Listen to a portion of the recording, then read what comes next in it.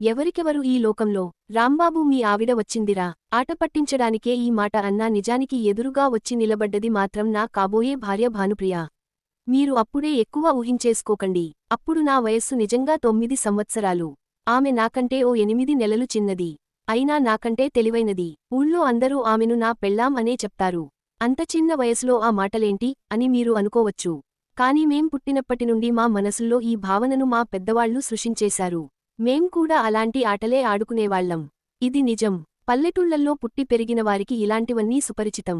10-12 అమ్మాయి, అప్పటికి పుష్పవతి కూడా కాకపోయినా వాళ్ల అక్కకో, పక్కింటి పిన్నిగారికో పురుడు వస్తూ ఉంటే పెద్దవాళ్లతో బాటుగా ఆ పురిటి గదిలో ఉండి సాయం చేస్తూ ఉంటుంది. ఇది ఆ చిన్న చిన్న గ్రామాలలో సర్వసాధారణంగా జరిగేదే.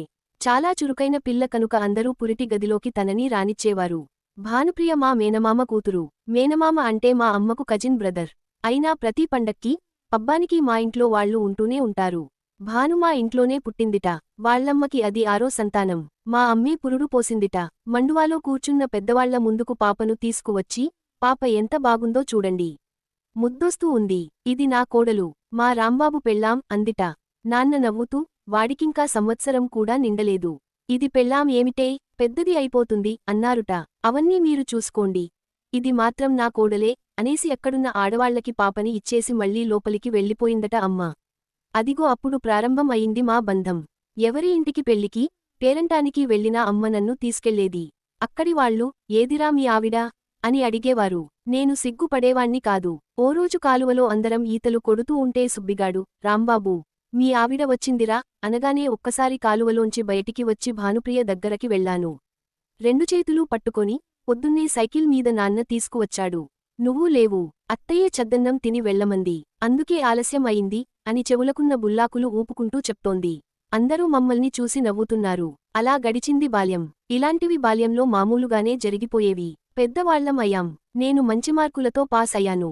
నేను పుట్టిన సంవత్సరంలోనే ఢిల్లీలో AIIMS medical college Jawaharlal Nehru గారు ప్రారంభించారట. అక్కడ మెడిసిన్లో సీట్ సంపాదించరా అని నాన్నగారు చెప్పేవారు.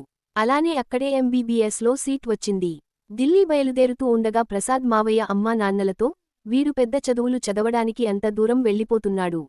నా కూతుర్ని పెళ్లి చేసుకుంటాడంటారా అని అడిగాడు. మళ్ళీ పెళ్ళేంటి, అది పుట్టడమే అత్తారింట్లో పుట్టింది. పుట్టిన నాడే వాళ్ల పెళ్లి అయిపోయింది. తాళి కట్టడమొక్కటే తరువాయి. నువ్వేం కంగారు పడకు అంది అమ్మ. ఢిల్లీ పయనమయ్యాను. పెద్ద చదువుల కోసం ఉన్న ఊరిని, పెంచిన పెద్దల్ని వదలి అమలాపురం నుండి ఢిల్లీ మహానగరానికి వెళ్ళిపోయాను. దృష్టాంతా చదువుమీదే. 4 ఏళ్లు గడిచిపోయాయి. మరో 2 ఏళ్లు గడిస్తే ఇంటర్న్షిప్, హౌస్ సర్జన్ కూడా పూర్తి చేసుకుని డాక్టర్గా బయటికి వచ్చేస్తాను. ఇంటికి వెళ్ళి 6 నెలలు అయింది. ఉత్తరాలు లేవు, ఫోన్లూ లేవు. చదువు, చదువు, చదువు అంతే. ఇంతలో ఇంటిదగ్గర నుండి ఓ పెద్ద ఉత్తరం వచ్చింది. అంత పెద్ద ఉత్తరం చూసి ముందు కంగారు పడ్డాను. అది అమ్మ వ్రాసిన ఉత్తరం. చాలా రాసింది. చదివాక మనసు మొద్దుబారిపోయింది. మళ్లీ చదవాలని అనిపించినా భయంతో చదవలేకపోయాను. విషయానికి క్లుప్తంగా భానుప్రియ పెళ్లి అయిపోయింది వాళ్ల మేనమామ అబ్బాయి రాజశేఖరంతో.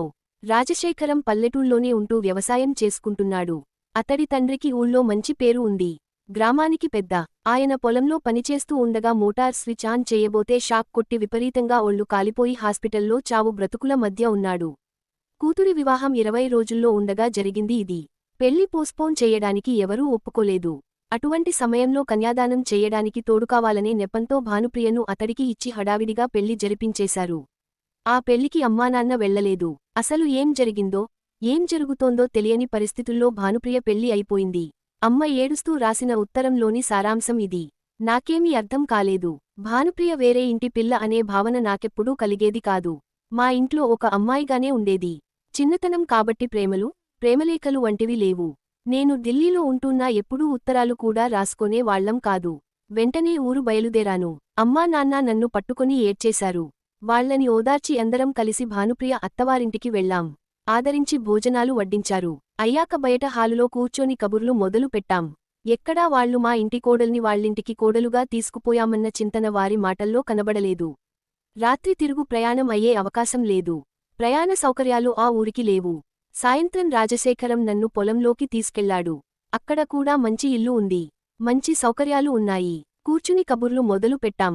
రాంబాబు గారూ, మీ బాధ నేను అర్థం చేసుకోగలను. మేమంతా మిమ్మల్ని ఎలా ఫేస్ చెయ్యాలా అని రోజూ అంతర్మథనం పడిపోతూ ఉండేవాళ్లం.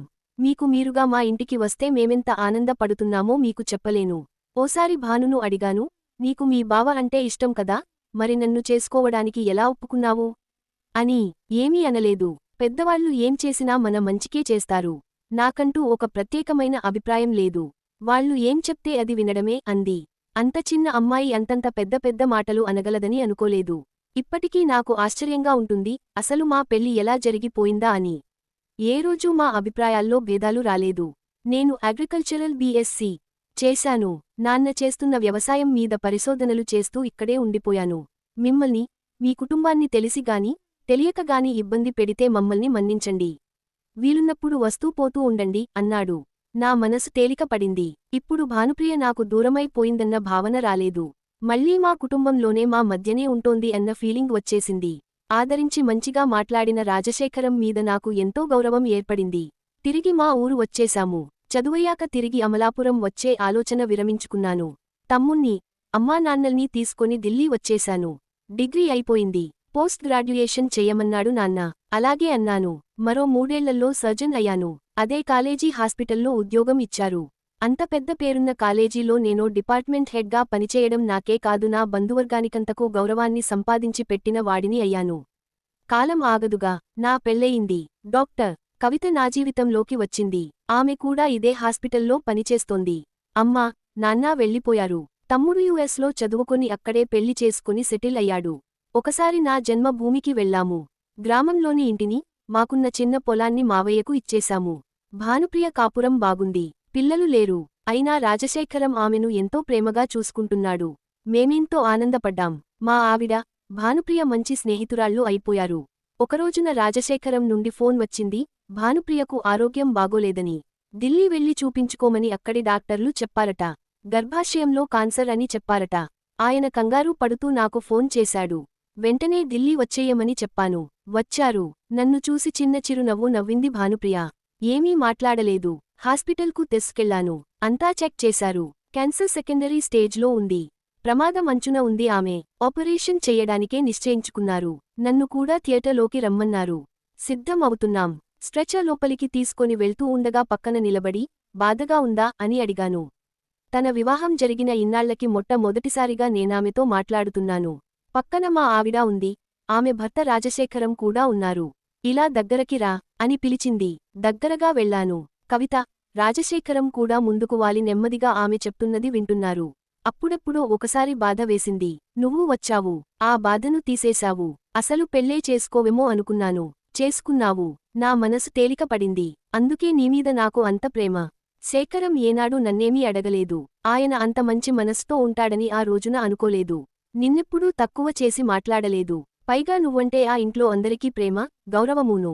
నాకు ఆపరేషన్ చేస్తావట కదా, బ్రతుకుతానంటావా? బ్రతకనని నా మనసు నాకు చెప్తోంది. ఆయనకు ఎవ్వరూ లేరు. ఆ వ్యవసాయం, ఇల్లు వదిలి నీ దగ్గరకి వచ్చేయమను. నేను నీ దగ్గర ఉంటే ఎంత జాగ్రత్తగా చూసుకుంటావో అంత జాగ్రత్తగానూ ఆయనను చూసుకో. మీ ఆవిడ చాలా మర్యాదస్తురాలు. ఆమెతో చెప్పు. ఇది నా చివరి కోరిక అనుకో. పిల్లల్లేరు. జీవితం లేదు. నాకు ఆయనకు నేను అదే మా ప్రపంచం. అక్కడ ఉంటే నా మీది ధ్యాసతో రోజూ విలపిస్తూ ఉంటారు. ఆ ఆస్తిపాస్తులన్నీ ఇన్నాళ్ళు మా పొలాల్లో పనిచేసిన రైతులకే ఇచ్చేయండి. నీతో ఉన్నన్నాళ్ళు ఎన్నో కబుర్లు చెప్పేదాన్ని. 23 ఏళ్ల వయసులో పెళ్లి అయిపోయింది. ఏనాడు నేను నోరు తెరచి ఎవరినీ ఏదీ అడగలేదు. ఇప్పుడు నిన్ను అడుగుతున్నాను. రేపు ఈ నోరు మాట్లాడలేకపోవచ్చు. మరో జన్మ ఉంటే మళ్ళీ ఆయనకే భార్యను అవుతాను. ఈ జన్మలో ఇవ్వలేకపోయిన పుత్రసంతానాన్ని ఆయనకు ఇస్తాను. ఇంక నన్ను లోపలికి తీసుకెళ్ళు బావా అంటూ కళ్ళు మూసుకుంది. దగ్గరకు వెళ్లి ఆమె నుదుట మీద ముద్దు పెట్టాను. ఇదే తొలి ముద్దు. బహుశా చివరి ముద్దు కూడా. శరీరంలో ఎటువంటి స్పందనా కలుగలేదు నాకు. ఆపరేషన్ అయిపోయింది. అనుకున్నంతా అయింది. టేబుల్ మీద ఉండగానే స్ట్రోక్ వచ్చింది. నా కళ్లల్లోకి చూస్తూ ప్రాణం విడిచింది. తొలిసారిగా దుఃఖం అంటే ఏమిటో తెలిసింది. మా స్టాఫ్ నన్ను బయటకు తీసుకు వచ్చేశారు. అప్పటికే విషయానికి బయటవాళ్లకి తెలిసిపోయింది. రాజశేఖరం నా భుజం మీద చేయివేసి అనునయంగా నిమిరాడు. మీ చేతుల్లో ఏముంది? రోగాన్ని మేం ఆలస్యంగా గుర్తించాం అన్నాడు. భౌతిక కాయాన్ని ఆయన కోరిక మీద వాళ్ల ఊరికి తీసుకెళ్లాము. దహనం చెయ్యడానికి కొడుకులు లేరు. నాకు కోరిక కలిగింది. ముందు నా భార్యను అడిగాను. ఆమె ఎంతో సంతోషంగా ఒప్పుకుంది. నా పిల్లలకు తల్లి కావలసిన ఆ మహా తల్లి చివరకు నాకు తల్లి అయింది. తలక్రింద కాగడా ఉంచి బయటకు వచ్చేశాను. మొదటిసారిగా దేవుని మీద కోపం వచ్చింది. ఎందుకు చేశావిలా? అని గట్టిగా అరవాలనిపించింది.